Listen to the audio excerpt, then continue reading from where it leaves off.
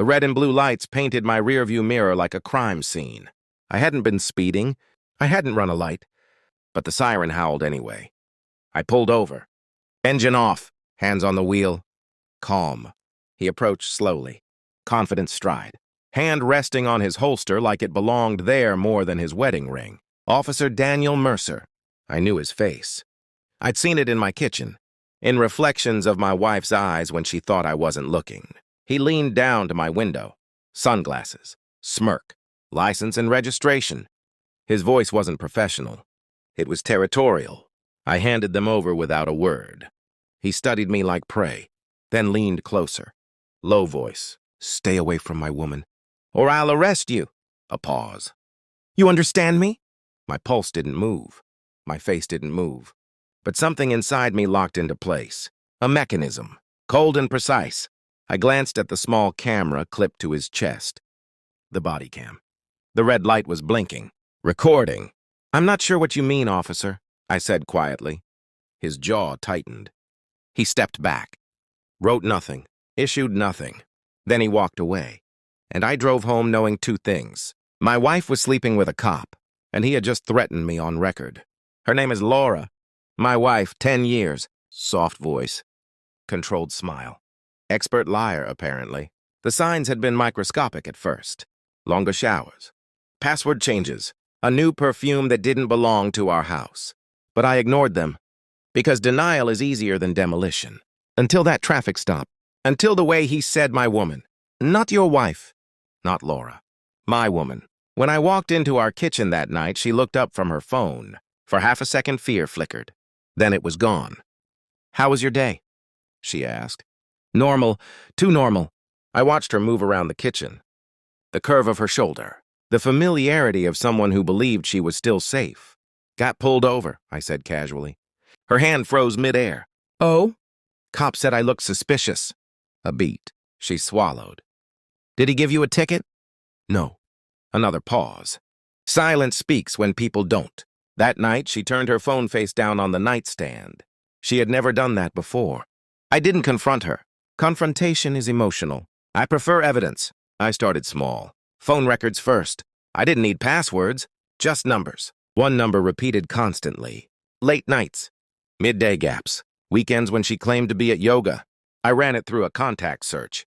Daniel Mercer, registered to the same precinct, whose patrol car had followed me for 3 blocks before lighting me up. Interesting. I kept my behavior unchanged. Kissed her goodbye. Asked about her day. Made dinner. Meanwhile, I built a timeline.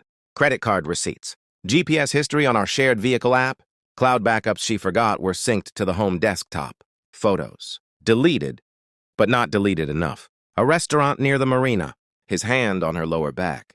Her smile. Intimate, unapologetic. I stared at the image for a long time. Not in pain. In analysis. Affairs are sloppy. People in lust think they're invisible. They're not.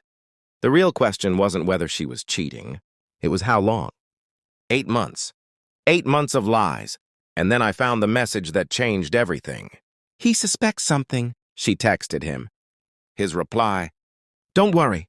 I'll handle him. Handle me. That traffic stop wasn't coincidence. It was intimidation. A cop abusing his badge because he thought I was in his way. He didn't know I was already 10 steps ahead. I filed an anonymous complaint the next morning. Detailed. Precise. Time, location, exact words. And I mentioned the body cam. Internal Affairs loves documentation. 2 weeks later, the call came. Internal Affairs. They had reviewed the footage. There it was. Clear audio. Stay away from my woman or I'll arrest you. No probable cause. No traffic violation. Just a threat. On camera.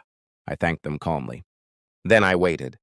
3 days after that, Laura walked into the house pale. They suspended him, she whispered. I looked up from my book. Who? She stared at me. Daniel. The name hung in the air like a confession. I didn't react. They're investigating him, she continued. For misconduct? I nodded slowly. That's serious? Her breathing became uneven. How do you know about Daniel? She finally asked. I stood. Walked to the desk. Pulled out a folder. Phone records, photos, printed transcripts. I placed them on the table between us. I don't like being handled, I said softly. Her face drained of color. I was going to tell you... When? Silence. Tears formed. I felt nothing. I love you, she said. I believed she believed that, which made it worse. The news broke quietly. Officer Daniel Mercer, terminated, facing charges for abuse of authority, coercion, conduct unbecoming. His ex-partner on the force testified. Apparently, Mercer had a history of blurred lines. She didn't appreciate being lied to either. Her name is Elise. Sharp mind, controlled anger, familiar territory. We met for coffee after she reached out, thanking me for filing the complaint. She had filed her own. Patterns matter. We compared notes like investigators dissecting a shared enemy. No flirting, just clarity. Laura moved out the week Mercer was officially charged. He tried calling me once. Unknown number. I let it go to voicemail. His voice wasn't confident anymore. Just desperate. You ruined my life. No, you did. I never responded. Instead, I finalized the divorce. Sold the house. Closed the chapter without drama. Elise and I started seeing each other months later. Not rebound. Not revenge. Alignment. Two people who had been underestimated. Sometimes I think about that traffic stop. The flashing lights. The arrogance in his voice. He thought power was a weapon. He forgot it was also evidence. Laura lost a husband. Daniel lost a badge. I lost illusions. That was the only real casualty. I don't feel anger anymore. Just awareness. Betrayal doesn't destroy you. It reveals you. And when he told me to stay away from his woman, he didn't realize she was already gone. And so was I.